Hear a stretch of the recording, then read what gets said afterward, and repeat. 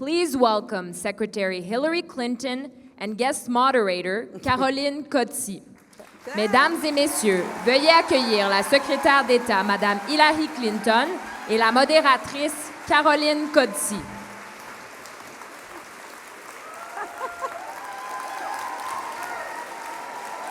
Thank you. Thank you so much. Thank you.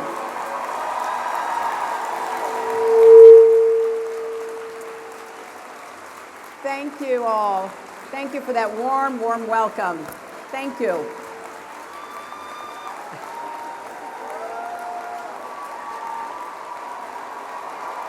Thank you.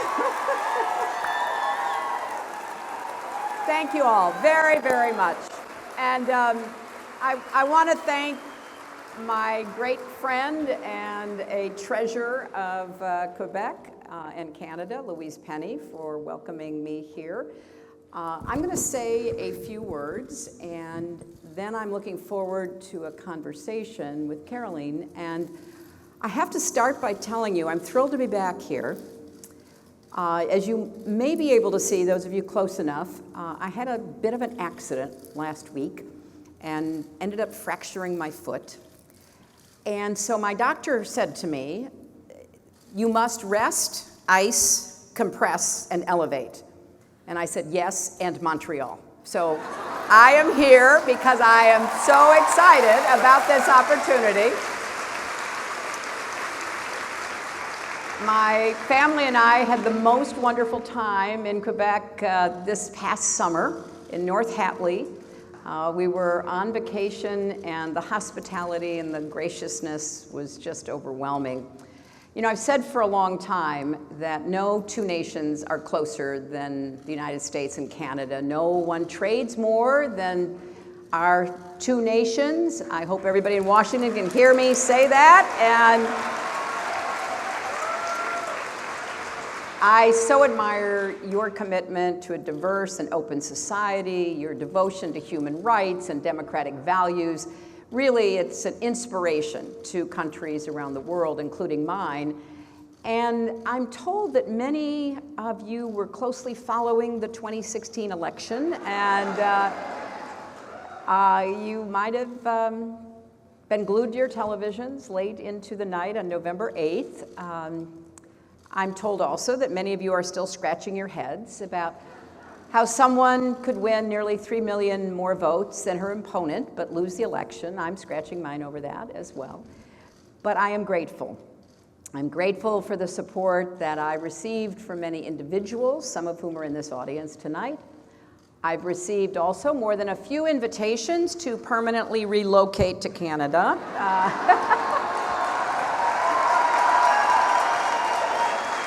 And you know, I have to say, I appreciate the gesture, but for now at least, I'm staying put.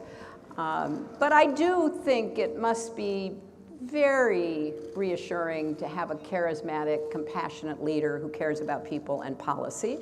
I remember what that was like not too long ago. And I'm thrilled tonight to talk about what happened.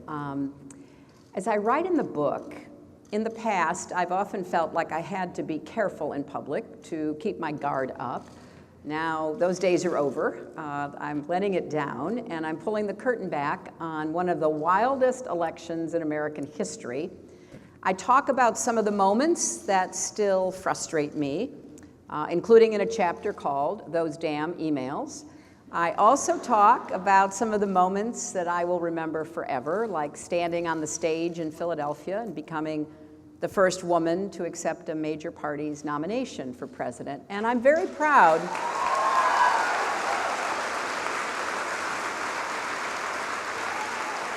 I'm very proud of the campaign we ran and of the 65.8 million Americans who supported that campaign. So writing this book was painful, but ultimately cathartic and really reinvigorating. So when people ask me, how are you doing? I say, well, as a person, I'm fine, but as an American, I'm more concerned than ever.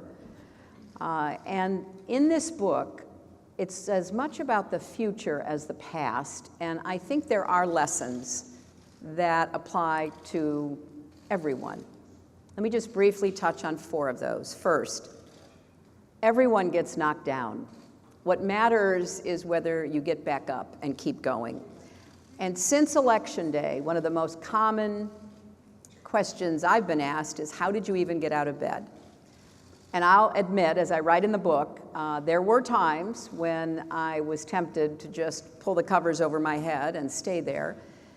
But instead, I spent time with my friends and my family. I read a lot, especially mystery novels, including Louise's latest one. I watched HGTV. I went into a frenzy of organizing my closets. I played with our dogs. I did some yoga. And yes, I had my fair share of Chardonnay. Now, all of those together helped. I also started a new organization called Onward Together to encourage the outpouring of activism that we're seeing. Because I don't know about you, but I really do feel better when I channel my frustrations into action, and that's what I intend to do going forward. The second lesson is this: the only way we will get sexism out of politics is to get more women into politics.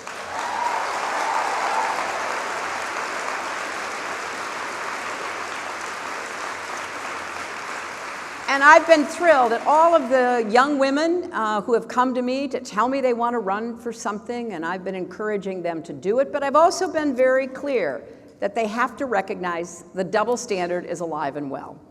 You know, the research is pretty compelling. For men, likability and professional success go hand in hand. In other words, the more successful a man becomes, the more people like him. But with women, it's the exact opposite.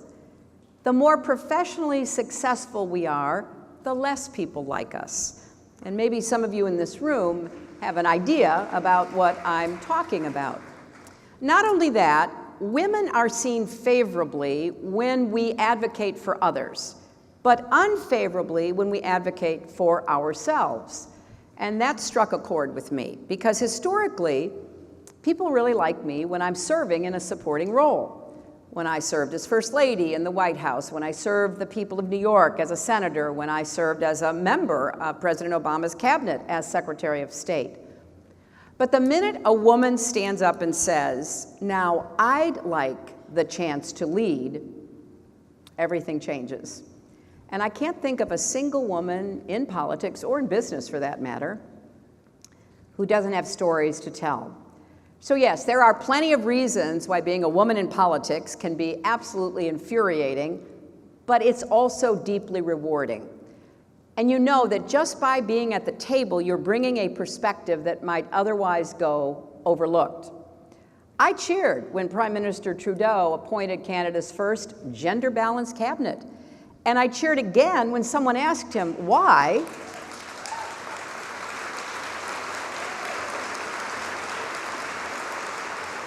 And I loved his answer. His answer was, because it's 2015. So I hope women of all ages, and particularly young women, will read this book and, if so inspired, run for office, compete, get in the arena. Now, the third lesson of this book is one that's very close to my heart as well. There is no such thing as an alternative fact.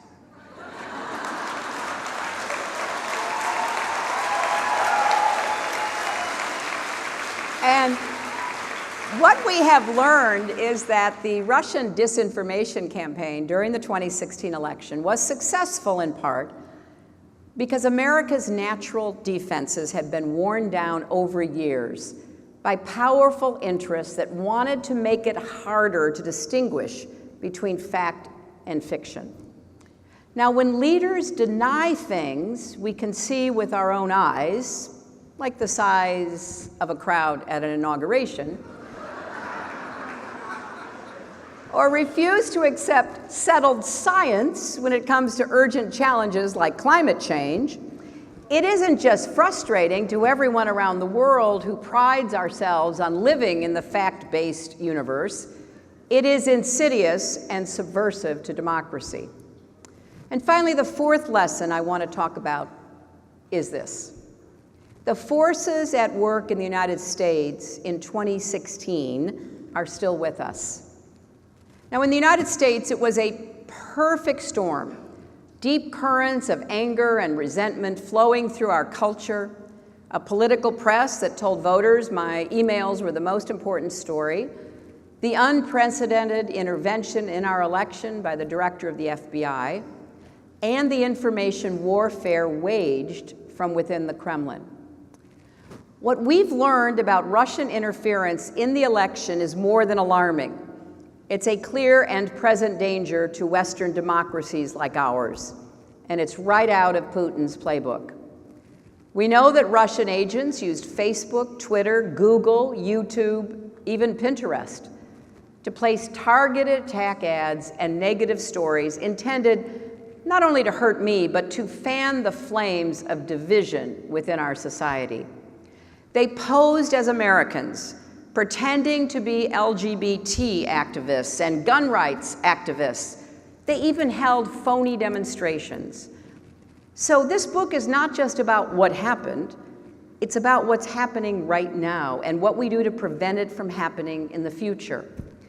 The Russians are still playing on anything and everything they can to turn Americans against each other, but this is bigger than one candidate, one election, or even one country.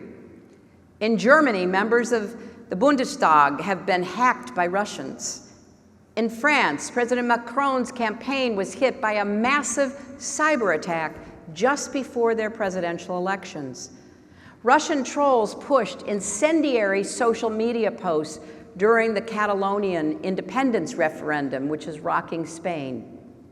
So Russia's weapons of choice in this new Cold War may not be tanks or missiles, but let's not mince words. This is a new kind of Cold War, and it is just getting started. And it's playing out against a broader story because we are in the middle of a global struggle between liberal democracy and a rising tide of illiberalism, authoritarianism, and dictatorship. That illiberalism comes in many strains, including Russia's aggressive efforts to destabilize, if not dismantle, the liberal world order. Putin has positioned himself as the leader of an authoritarian and xenophobic movement that wants to break up the EU, weaken the Atlantic Alliance, and undermine democracy. It is rippling from the Kremlin, reaching across Europe and beyond, emboldening right-wing nationalists, even neo-Nazis in my own country. And we're all going to have to wake up and face this. We are seeing democratic backsliding in countries like Hungary and Poland, and all of that plays into Putin's hands. In Asia, we're seeing strains of illiberalism in the repressive regime in North Korea as it is attempting to intimidate its neighbors and the United States.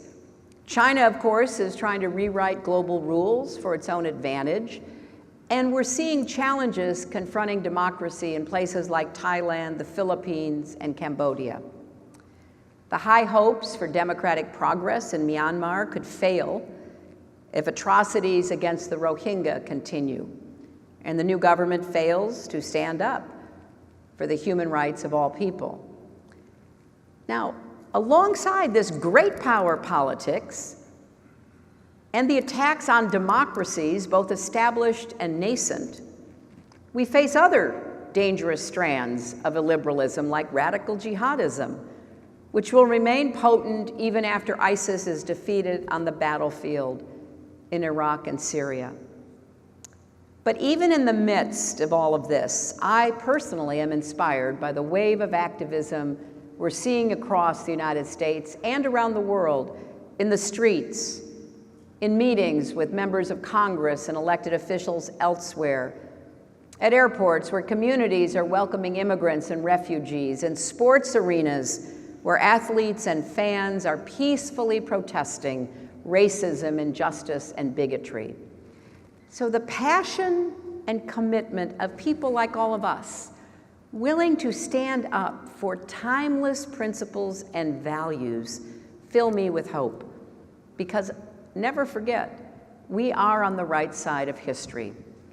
So where do we go from here? Well, I don't have all the answers, but I wrote this book in part to lay out some of the questions and provide my best understanding of the path forward. I do know with Russia, we've got to get serious about cybersecurity, get tough with Putin, get to the bottom of what really happened in 2016. We also have to insist on truth and accuracy from elected officials and the press, and hold elected leaders and the press accountable when they fail to meet that standard. But we also must refuse to be silent in the face of racism, sexism, bigotry, or rhetoric intended to incite hate and violence, and to continue to have the courage to stand up for human rights, the forces of democracy across the globe. So yes, the election is over, and maybe there are some who think we should just move on, but we cannot do that.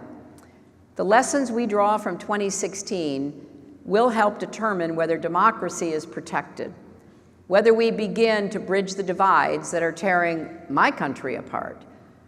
These are not one-off events. There are forces at work that will continue to fight against freedom, democracy, human rights, civil rights, women's rights, gay rights, every value that we hold dear. So people of goodwill across borders, across the entire world, have to stick together and stand up together, and to make it absolutely clear that we are not going back. We are not going to give up on the progress that has been made in countries like the United States and Canada. In fact, we're going to fight for even more progress and results from the democracies that we are part of, so that they can move into the future with confidence and optimism. And I'm going to do everything I can to make that happen. Thank you all.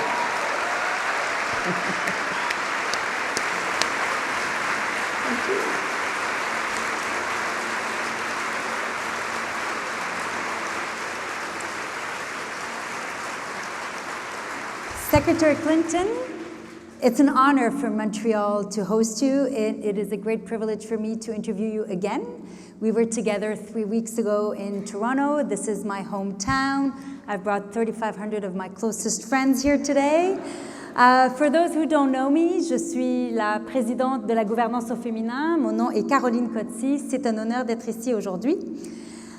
So you say, I've often felt I had to be careful in public, like I was up on a wire without a net. Now I'm letting down my guard. How did it feel for you to write this book, pulling back the curtain on 2 years that were the most intense that you've ever experienced? Well, I didn't expect after the election was over that I would write a book. And so, maybe in the future, when I'd had time to let it settle in, I thought maybe then I might consider it. But there was so much talk about what happened, and I didn't think that people were really seeing the full picture. And I had a unique perspective, having, as you say, rightly, spent 2 intense years, and many, many years before that, working in politics, working in government. And I thought for my own sake, I needed to figure out what happened. And so I dove into it. And as I say, it was painful, but I knew I could not satisfy myself as a reader if I did not strip away as much as I could, pull those curtains back, try to understand what had occurred.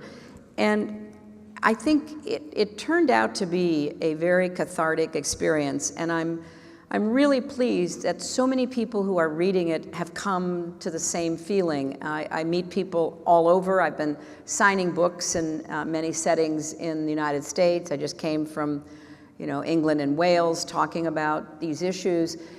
And I think it was helpful to many people who just are still so bewildered about how this could have happened in the United States following 2 terms of Barack Obama, and what does it mean not just for our country, but for countries like Canada and others.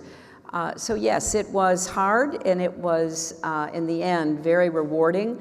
But I never could have done it unless I was not on a search to try to be as candid as I could be, talking about my responsibilities, accepting blame for what I think I didn't understand or do right, or my campaign failed at, but also talking about this perfect storm, because campaigns come and go, no candidate is perfect, and there are strains and forces within the 2016 election that we're still living with, and that's why I think the book has additional lessons to teach people.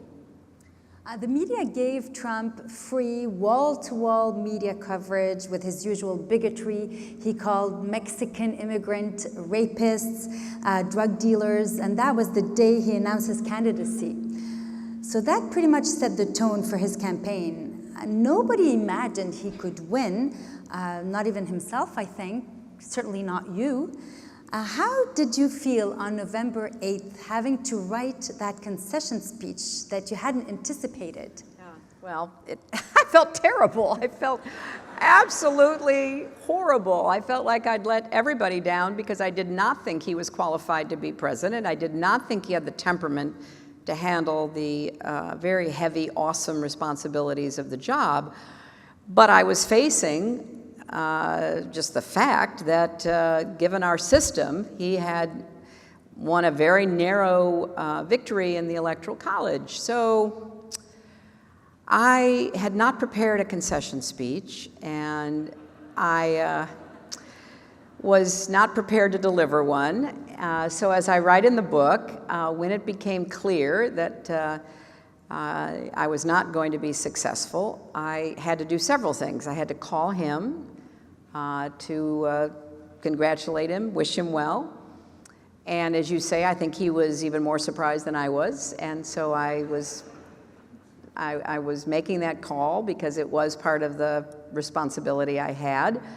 And then I had to think through what I wanted to say the next morning. And the next morning was really difficult because so many of my friends and supporters were there, and there were lots and lots of tears and sobs and very emotionally distraught people. And I understood that because I felt the same way, but I had to pull myself together to deliver this speech. And in it, I did two things that I thought were really important. One, to tell my supporters and the country that we should give him a chance, and to speak directly to young women and girls who had been excited about the first woman president and were now seeing that dream dashed. I didn't want them to feel like their dreams would be dashed as well. So a year later, giving him a chance, what did that look like to you? Well, it's very disappointing because it wasn't only what I said in the concession speech, but it's what I hoped at the inauguration. I really hoped that despite the campaign he'd run, because I know people can say all kinds of things, some of them literally from the first day, and he was more insulting and attacking than any modern candidate had been out of his own mouth, words that were so terribly hurtful to so many different kinds of people. But I thought, okay, now once he gets sworn in as our president, he has a chance to reach out and to say, now I'm the president of everyone, not just those that I was appealing to before, and we're going to bring our country together, and we've got some big challenges, we're going to meet them and move forward. I mean, obviously, that's the kind of inauguration speech that I would have written. It's the kind that most people that I've known in my lifetime have delivered. Even if you disagree with them on policy, they try to rise to the occasion. I write in the book a whole recitation about what happened at the inauguration, and it was very disappointing. I was so heartsick, so sorry that instead of taking that chance, he just doubled down on his very negative, dangerous, divisive view about our country, about the divisions within our country. And there was no outreach, there was no reconciliation, and I thought it was not just a missed opportunity, but might well set the stage for what we've seen since, and unfortunately it did. You were hoping to potentially escape the inauguration, but you went. Yes, I was. Can you tell us about that? Well, we have a tradition in the United States that at the inauguration of a new president, regardless of party, all the former presidents and first ladies come. And it's a good tradition because you want to send a signal of unity. So, obviously I was there when my husband won. I was there when Al Gore lost and George W. Bush won. I was there when President Obama won twice.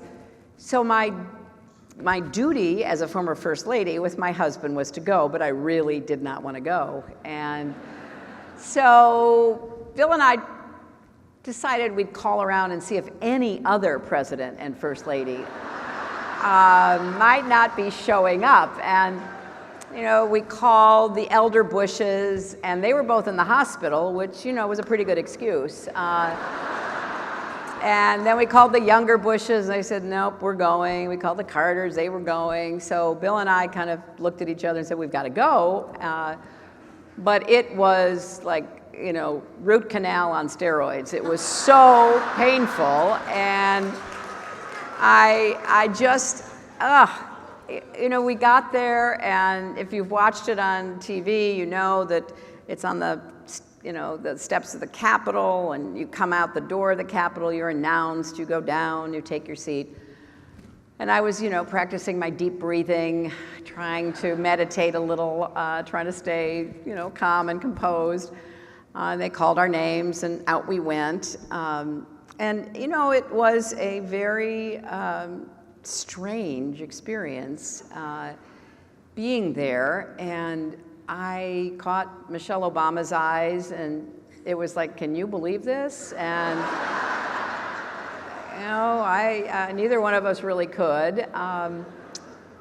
So I try to capture that and describe it for the reader, kind of putting you into my shoes. And we did the whole ritual. We went to the lunch afterwards, and honestly, I was so happy when it was over and we could get in that car and drive away. And the great counterpoint to it was the Women's March the next day, which was huge and energetic.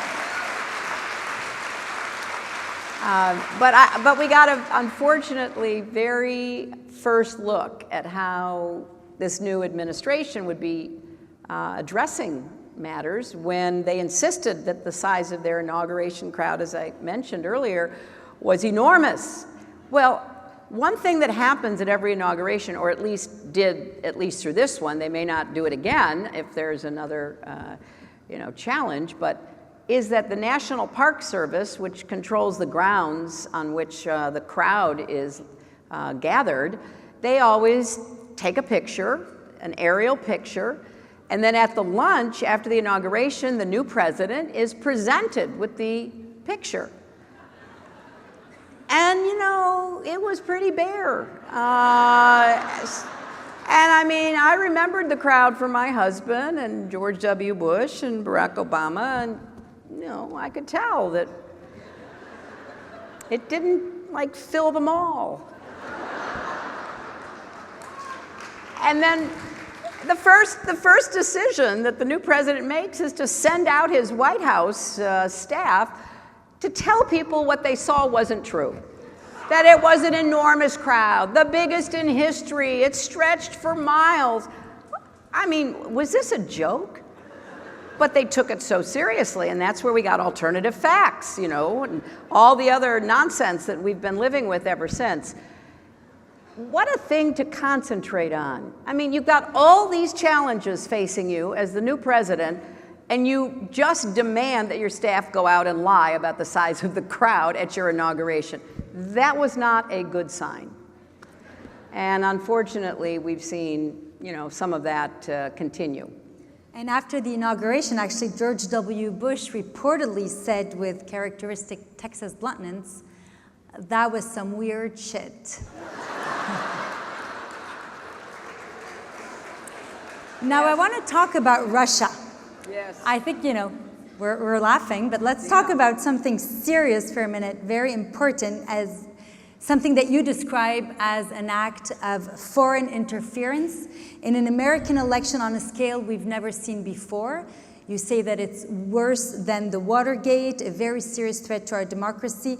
Yet journalists and the population were generally more interested in the gossipy content of your emails rather than the prospect of a foreign power trying to manipulate the election. Why do you think that is? Well, that's one of the important questions that I address in the book, because the way you've described it, unfortunately, is accurate.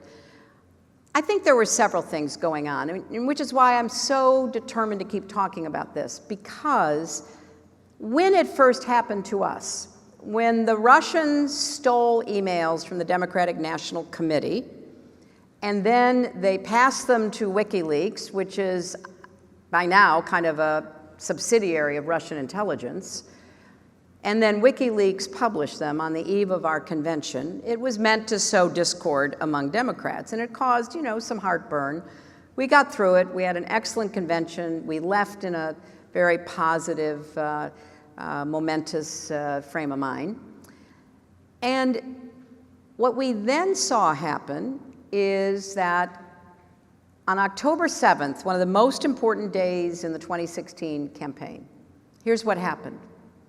In the morning, our Director of Homeland Security, Secretary Jay Johnson, our Director of National Intelligence, Jim Clapper, announced publicly that the Russians had hacked, stolen those DNC emails. This was October 7th, and that they went as far as they felt they could in talking about classified information, and they said, and the Russians are posing a threat to our election. So that happened in the morning of October 7th. A few hours later, the Hollywood Access tape, in which Trump admits being a serial sexual assaulter, is disclosed. And everybody's in a big uproar. Within 1 hour, the emails of my campaign chairman, John Podesta, were beginning to be released by WikiLeaks. Now, ask yourself, was that just coincidental timing to draw the press's and the public's attention away from the Hollywood Access tape? I don't think it was coincident at all. I think the Hollywood Access tape was devastating, and it dominated the news for like 48, 72 hours. 12 women, by the count I recall, came forward with very specific stories. But the WikiLeaks emails being disclosed gave people the idea that maybe there was something in them, and they just kept dribbling and drabbling out. So 1,000 one day, 1,000 more the next day, and on and on. At the same time, those emails were being weaponized by Russian proxies and agents. What do I mean by that? Well, an email would be disclosed that might be so banal, so boring, so uninformative, but Russian TV, RT, Sputnik, might make up a story about it, which would then migrate to Fox News or Breitbart or InfoWars, and then would migrate onto Facebook with paid ads, posts that would be targeted to people in areas that were persuadable. I'll give you the worst example of this. So in one of his emails, John Podesta, these were not even my emails, these were John Podesta's emails, my chairman's, he's talking about going to a local pizza place in Washington, D.C. And he's talking about meeting with the owner of the local pizza place, which people in Washington take their kids to. A lot of my friends know it very well.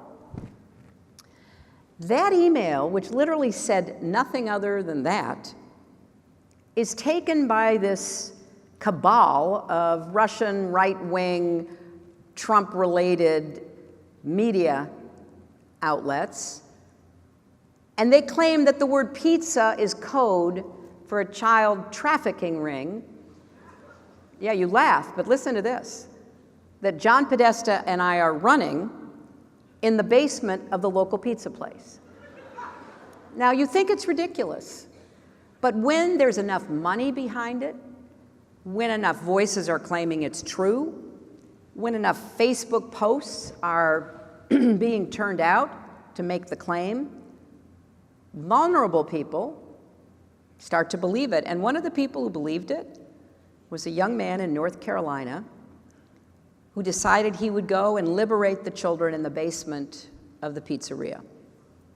There is no basement in this pizzeria, by the way.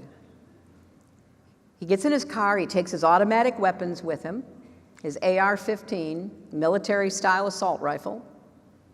He drives to Washington. He charges in with his weapon into the pizzeria, demanding that the children be freed. People think he's crazy, but he's got an automatic weapon with him. And people run screaming, people on the staff, customers with their kids. Some of them are frozen in place. He barges around, threatening people. He shoots his gun inside the pizzeria. And finally, the police come, arrest him.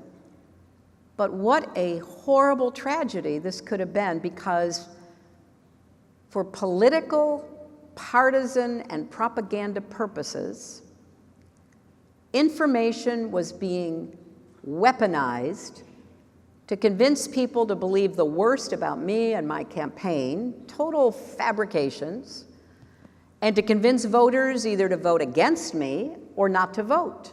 Because why would you vote for someone running a trafficking ring in a pizza place? I go at length about this because I want to warn you all.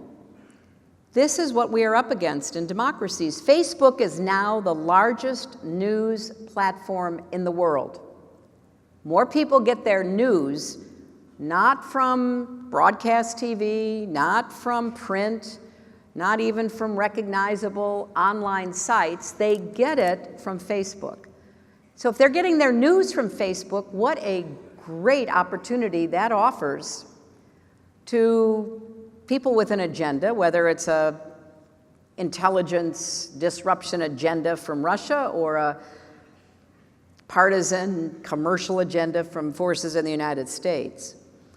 And it became one of the most underreported aspects of the whole election, because here's what happened. Starting on that October 7th until the election a month later, Donald Trump mentioned WikiLeaks, I think 164 times. He and his campaign, his surrogate spokespeople on TV and radio, his online operation, all urged people to go find these emails which had hidden messages in them and had outright lies that were being propagated off of them. And a lot of people did. And you know, what's interesting in the world today, the Hollywood Access tape was all above board. It was on every TV station probably in the world. It was words coming out of Trump's own mouth. People could see it and hear it. But in the world in which we find ourselves, and why propaganda, especially online, is so powerful, there is a feeling among many, many people that if it's secret, it's maybe more true. Think about how insidious that is. So if you pretend to be peddling secrets, you may very well influence more people than what they see and hear with their own eyes and ears. So this was a revelation to me. I had never seen anything like this in any of our elections. Actually, the technology and the motivation was not as well developed until it was for this election. So there's lots to be learned. We're now tackling the responsibility of the big tech companies. What are they? They at least need to disclose who's paying for things. They need to tell foreign governments, companies, and other interests they cannot buy things, ads and postings of any kind, on our platforms during an election. But we have a lot of work to do, and we're just at the beginning of trying to unpack and understand all of this. So you refer to the Access Hollywood tapes where Donald Trump is bragging to Billy Bush about sexually assaulting women. Now, a year later, almost to the day, we have the Harvey Weinstein scandal. And actually, I have to tell you, here in Quebec, we've had our fair share of sex scandals. Wouldn't you agree? It's been very shocking, all the revelations, especially people who've been around for so long. Now, what's your opinion? Do you think that now we're going to see a lot of these men being pointed out and singled out? Or what do women have to do? What does the population have to do, society, to stop this? Well, I hope that the spotlights that are now being shined on this behavior and the courage of women coming forward and telling their stories will help us put an end to this abusive, domineering behavior. You know, it is about power and domination. It is about forcing people to have to comply with or to go along with somebody who's in a powerful position like that. What was so shocking about the Trump revelations is that even when women came forward, a year ago they weren't taken seriously. And in his remarks, he says, you know, when you're a star, you can do anything to them.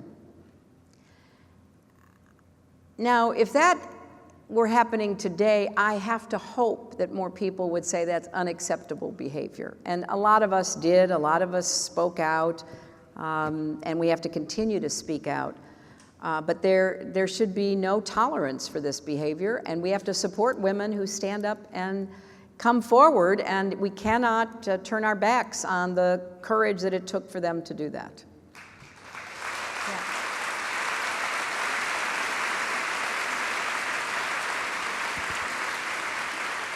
During that second debate, it was pretty difficult even for us as spectators to watch the way that Trump was following you around stage, how he was breathing down your neck and luring like a big bad wolf in a tacky business suit. Why didn't you just turn around and tell him to back off? Well, it is one of the decisions that I try to bring the reader into, because I want the reader to understand what it felt like to me. Now, I've seen a lot of presidential debates, and I really expected that one of the 3 debates that I had in this election would be a moment of reckoning for Trump, because he had no real substance to back up a lot of the claims he was making, and I thought maybe one of the moderators would finally pin him down.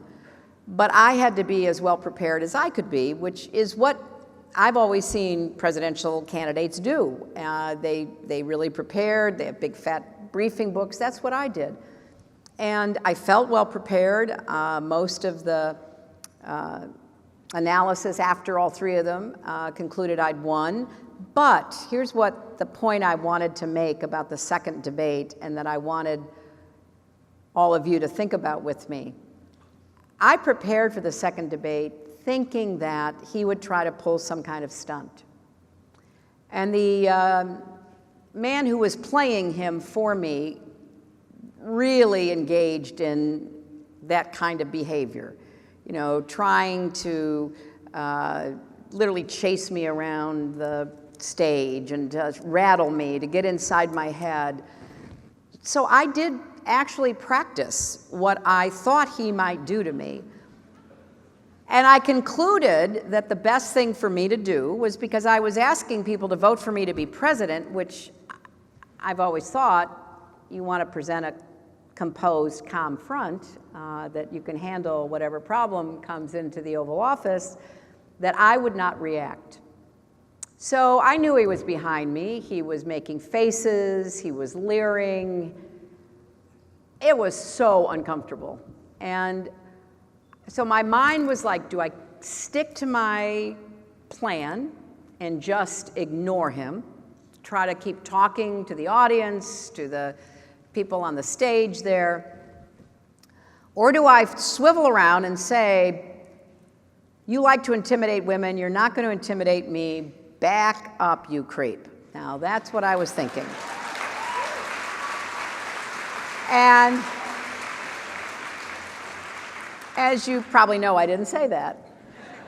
And here's what my calculation was, going like 90, miles per second, was okay, if I did that, he would say something like, what, you can't handle the responsibilities of being the president? It's a tough job. You can't let people rattle you. That would have been devastating, right? So I thought, well, maybe I could be funny about it. But I couldn't think of anything really funny to say about it. So I just stuck to the approach that I had taken. But what I realized in retrospect, much more than I did even during the election, is that this was the first reality TV campaign, and he was the first reality TV candidate. I was the candidate of reality. And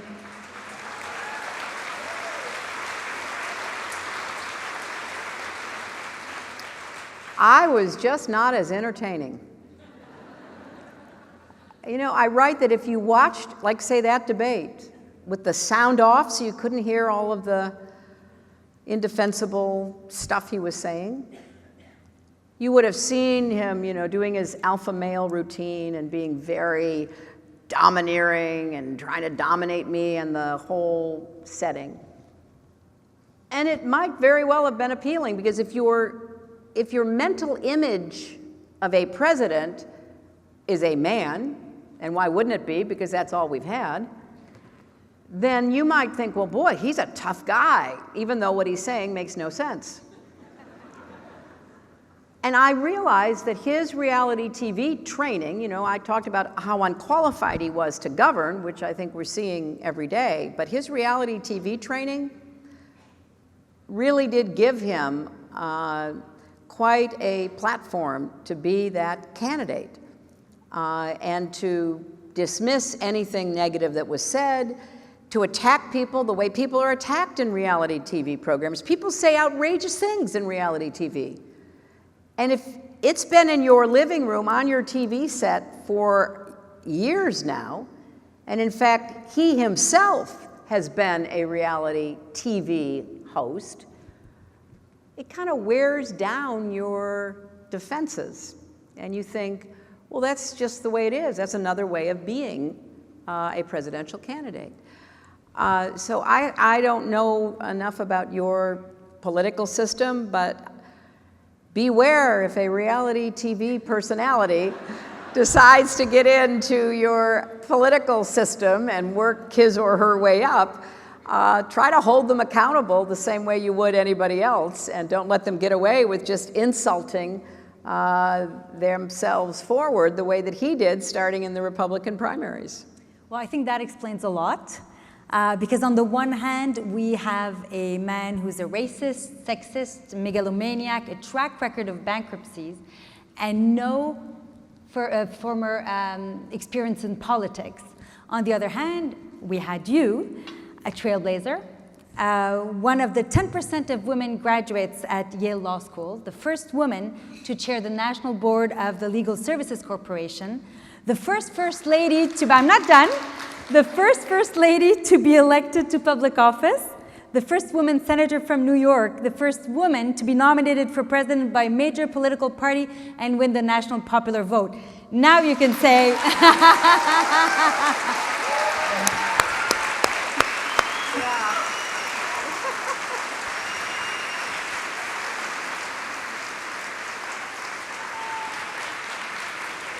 well, yeah, it is hard to understand, I admit. But I want to make a serious point about this. It's one of the challenges facing at least my country, and maybe other democracies. We saw the Brexit vote. We've seen recent elections in Europe, most recently in Austria, where new people, often very young, but not always, are coming forward. And there is a lot of discontent about what's been going on, about whether the economy is working well for people, whether there's too much inequality. In our country, there's a great anxiety about whether somebody else is getting ahead at your expense, a kind of zero-sum view of the world, which Trump absolutely played into. So I did come with a lot of experience, and it was clearly enough to win the popular vote, but in a couple of key states, there were real obstacles. And I just want to mention them because we haven't talked about them yet. We have an epidemic in America right now of the Republican Party trying to prevent people from voting, particularly African Americans and young people in a number of states. Wisconsin, now we know, suppressed the vote, meaning turned away people who showed up to vote, but were turned away on a technicality. Again, predominantly African American and young people, maybe 200 to 300,000 of them. I lose the state by 20,000. So we have structural problems that have been built up and put into place by the opposite party to try to shrink the electorate so they never have to face the challenges and opportunities of diversity and inclusivity. We also do, and I just want to stress this again, have endemic sexism and misogyny in our political system. And in the Republican Party in particular, there's a very big majority of Republican male voters who really are not interested. I think the figure is like 69%. I put this all in my book, who really are not interested in seeing a woman ever be president. And in Republican women, another big chunk, over 40%. Democrats are better, but still, it's not by any means equal. So there were other forces at work that were, unfortunately, we didn't have enough understanding, and we didn't do enough to overcome them. And then there was what I say in the book, and what I think is absolutely provable, that I was winning the election until October 28th, 10 days before the election, when the FBI director made an unprecedented intervention into an election by writing a letter making a phony allegation about me, which of course, 9 days later was proven to be phony and stated so by the same director. And I don't blame voters for being confused. I blame politicians. I blame, in this case, an FBI director who was more than willing to talk about my emails, which was a dumb mistake but a dumber scandal, but not willing to tell the American people that there was a current open investigation from the previous summer into the Trump campaign and associates with Russians. Now, don't you think if you were a voter in the United States, you'd want to know that? And when he was later asked, why wouldn't you tell that? His response was it was too close to the election. So his other rationale was, well, he thought I was going to win. Well, yeah, so did I.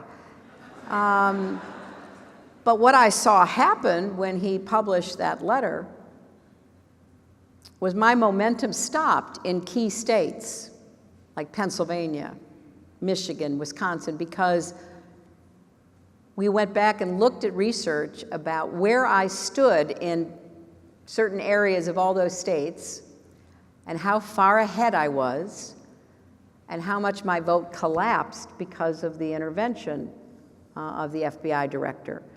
So there was a lot, I call it a perfect storm, going on in this election that had very serious effects.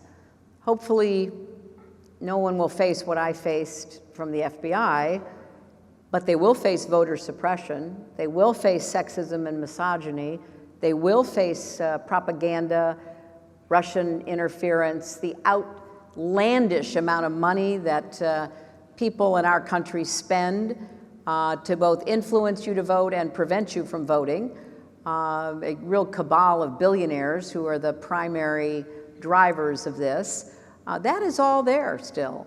And it's going to take a lot to try to reverse that. And I'm obviously going to be continuing to speak out about it and trying to help, because our elections should be free and fair. As Secretary of State, I said that about countries around the world. I said, you know, people deserve to be able to vote and have their votes counted and their voices heard. And now I see this concerted effort to prevent too many Americans from having the same rights as I advocated for around the world. The last words of your book are "keep going." Yes. You write that you didn't attend the Women's March, the biggest single protest in American history, because it was important for new voices to take the stage. How do you intend to nourish the movement you inspired while helping other progressive voices take the stage? Well, I'm spending a lot of my time on this now. I started this new group called Onward Together, and it is aimed at supporting grassroots organizations that are springing up around our country and doing really important work, like recruiting, training, and supporting people to run for office, particularly young people and particularly young women, teaching citizens how to influence elected officials by going to town halls, by knowing how to call and make a statement about an important vote that is imminent, by bringing more minorities into our electoral process and giving them the support that they need. So I am excited because, out of the election disappointment that so many had, some new energy is coming to the forefront. And I'm a person who believes that you should channel your disappointment, your frustration, into some purposeful action. And so I'm going to do everything I can to try to help these groups. And it's exciting. As I said earlier, I've been making stops at bookstores across America, and I've been signing thousands and thousands of books and shaking hands with thousands and thousands of people. And it's really a great moment because a lot of people come and tell me that they were so disappointed, but now they're determined to do something, get more involved. And that's what it's going to take. Otherwise, we basically concede our politics to a small group of very powerful interests, whether they be commercial interests, religious and ideological interests, or partisan interests. And we see how important that is to have people who are fighting back every day.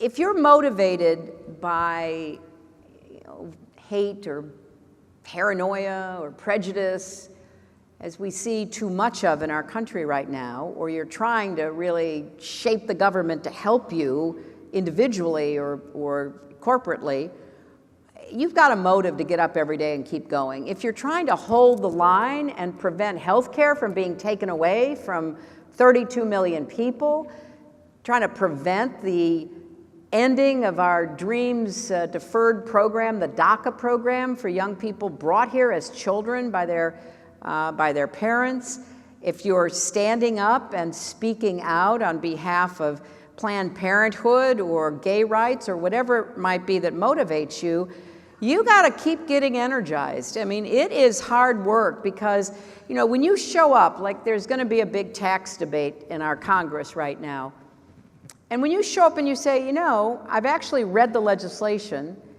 and the way you're going to pay for these outrageous tax cuts for the wealthiest of Americans is by cutting $500 billion out of our Medicare program and $1 trillion out of our Medicaid program, you kind of hope that people will say, oh gosh, we didn't mean that.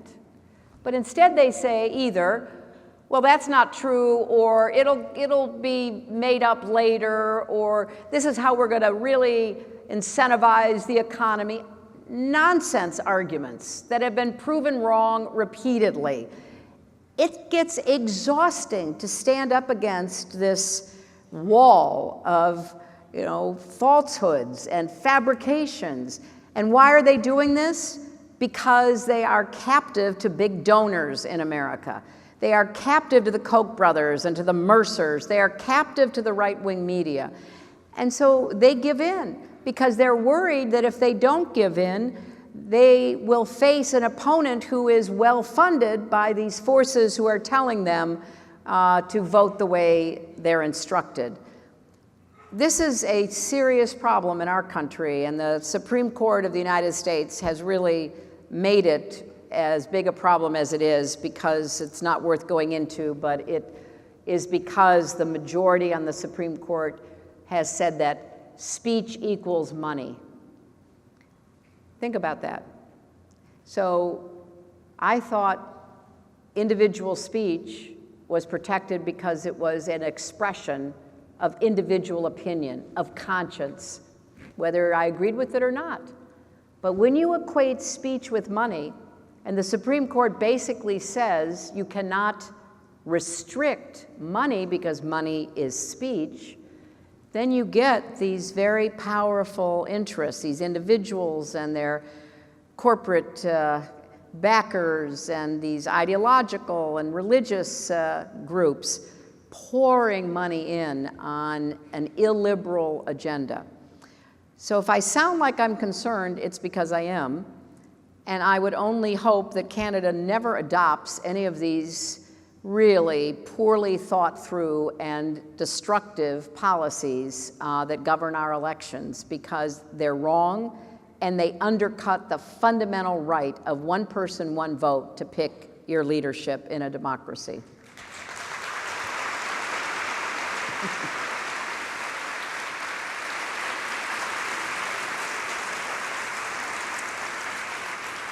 In conclusion, as unfortunately that's all the time that we have together, allow me to quote the late Françoise Giroux. Several decades ago, she said, "Women will have achieved parity the day when a notoriously incompetent woman is appointed to a post of great responsibility." Secretary Clinton, thank you so much for being here tonight. Thank you so much. Thank you all very, very much. Thank you. That's great. Thank you. Careful. Thank you. Thank you. Thank you so much. Thank you. You are so good at this. Thank you. Thank you so much. Thank you all. Enjoy the book, I hope. Thank you.